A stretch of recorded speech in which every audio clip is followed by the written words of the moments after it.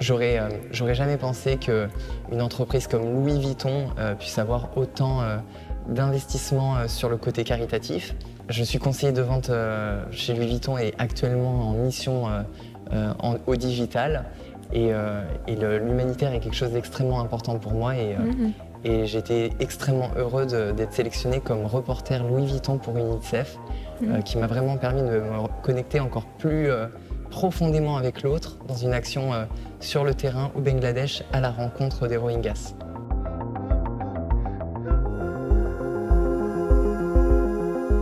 Bonjour Rémi, c'est un plaisir de t'avoir ici avec nous dans cet événement Imago Dei. Alors pour commencer, est-ce que tu pourrais peut-être te présenter? Oui, salut Joéline. Je m'appelle Rémi Gozard, je travaille chez Louis Vuitton actuellement et j'ai monté ma marque pendant le premier confinement, une marque qui s'appelle Chère Terre. Le nom, c'est un peu comme une lettre ouverte à la planète Terre. Voilà. Tu donnes énormément dans ton travail et pour toi aujourd'hui, que représente l'autre finalement dans le monde de la mode? Comment tu vis tes relations au travail?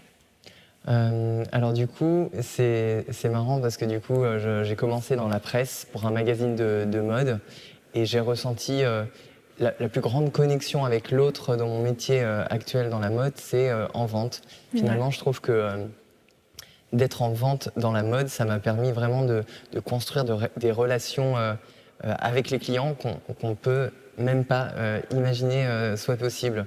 Surtout dans le milieu du luxe en particulier, où on crée des relations extraordinaires et extrêmement authentiques, surtout dans des maisons comme Louis Vuitton, qui ont un ADN vraiment basé sur l'authenticité. Et vraiment, c'est dingue de se rendre compte qu'avec des clients, même si on reste très professionnel, c'est presque des amis. Il y a vraiment un suivi derrière, un clienteling, qui est un mot de chez nous. Et bien sûr, je peux te parler de mon expérience au Bangladesh. J'aurais jamais pensé qu'une entreprise comme Louis Vuitton puisse avoir autant d'investissement sur le côté caritatif.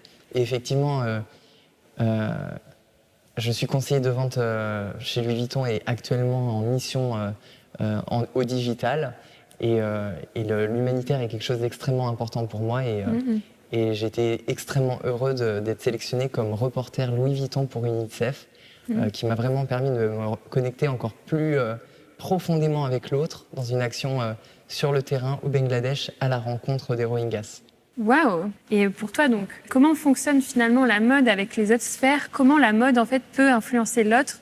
Pas juste avec le côté on va dire très mode avec les défilés, mais comment la mode en fait peut avoir un rôle pour influencer l'autre positivement dans la sphère de la société aujourd'hui? C'est vrai que ça peut paraître surprenant et même moi-même j'étais le premier surpris de ce partenariat et surtout de cette possibilité pour 5 employés Louis Vuitton dans le monde entier d'être sélectionnés chaque année et d'avoir le rôle de reporter Louis Vuitton pour UNICEF.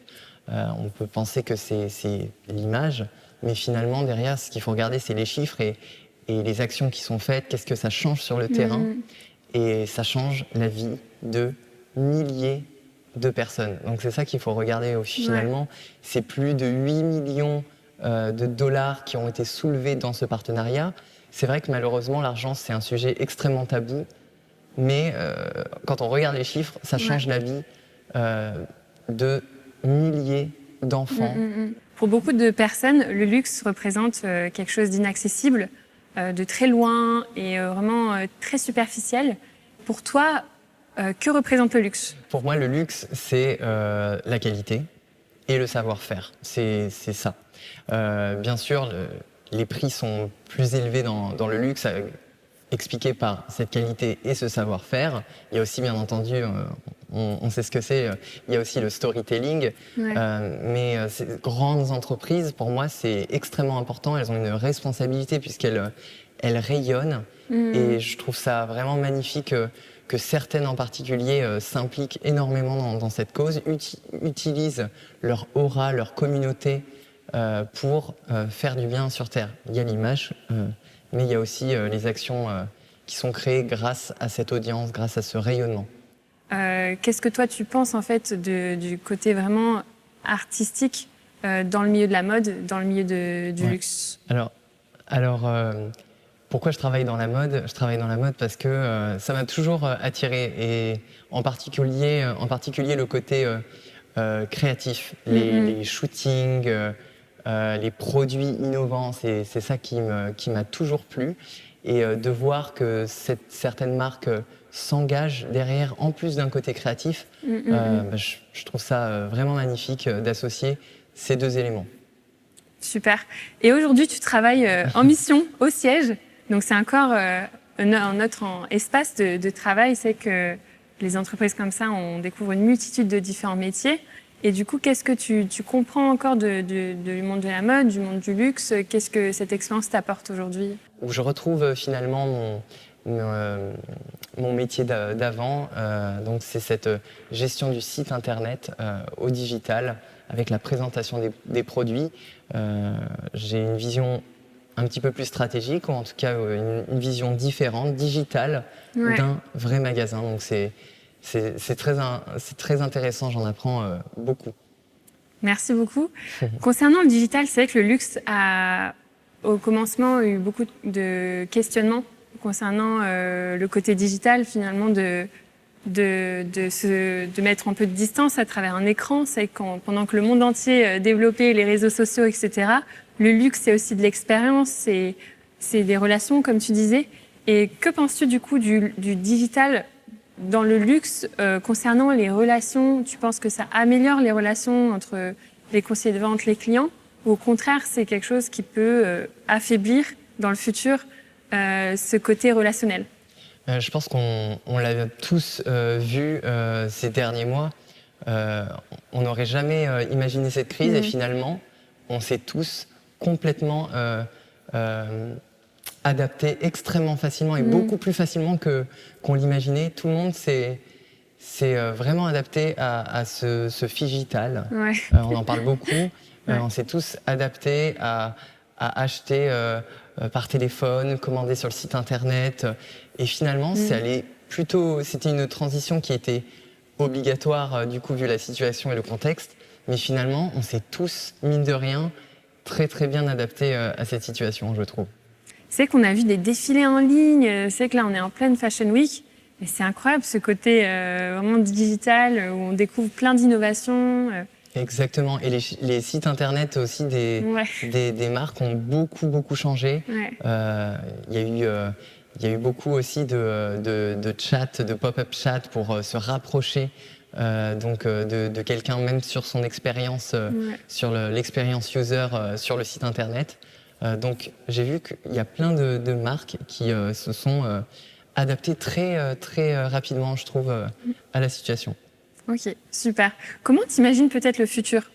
Moi, ce que je suis persuadé, au-delà du côté digital, figital ou physique, c'est surtout du côté plus éthique. Je suis persuadé qu'on a accès maintenant à énormément d'informations sur la façon dont on consomme, sur d'où viennent certains produits. Et je pense que c'est surtout là le gros changement qui va opérer. Bien sûr, le côté digital et physique, il va y avoir des évolutions et les deux vont se regrouper, j'en suis persuadé. On parle beaucoup d'omnicanal. C'est vraiment un vocabulaire qui rentre dans plein de bouches en ce moment. Mais c'est ce dont j'en suis persuadé, c'est vraiment du coup de l'origine des produits et de l'éthique des produits proposés par les marques. Je pense que c'est vraiment là. En tout cas, j'ai espoir que c'est surtout vers ça qu'il y aura un changement. Tu peux nous en dire un peu plus sur ta marque, du coup? Donc, elle s'appelle Chère Terre. Exactement. Elle s'appelle Chère Terre. Chère Terre, j'ai monté cette marque pendant le premier confinement. C'est quelque chose que j'avais en tête depuis très longtemps, mais le premier confinement m'a permis de me pencher un petit peu plus dessus. Et Chère Terre, l'idée de ce nom de marque, je me sens très attaché à la planète Terre, et finalement, on est beaucoup à ressentir cet attachement. On le voit dans les manifestations, la marche pour le climat notamment, où plein d'étudiants, mais des retraités, des gens de tout âge, se retrouvent dans la rue à crier leur amour pour la Terre, leur attachement en tout cas. Et je voulais vraiment que le nom de cette marque soit comme le début d'une lettre écrite à la planète Terre. Et donc Cher Terre, c'est une marque de vêtements, surtout de t-shirts, donc unisexe. On promeut l'écriture inclusive dans nos t-shirts. C'est en coton biologique, c'était important que ça soit biologique, c'est 6 fois moins d'eau. Les employés sont bien mieux payés aussi sur ces filières. On protège la faune, la flore, mais aussi les habitants locaux grâce au coton bio.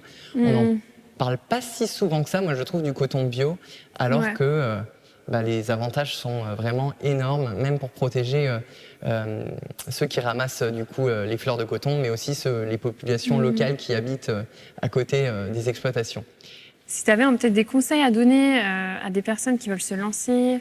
Moi, je pense qu'il faut faire quelque chose qui nous ressemble, ne pas forcément trouver la niche qui représente de l'argent. Je pense qu'il faut être vraiment true to yourself et soi-même.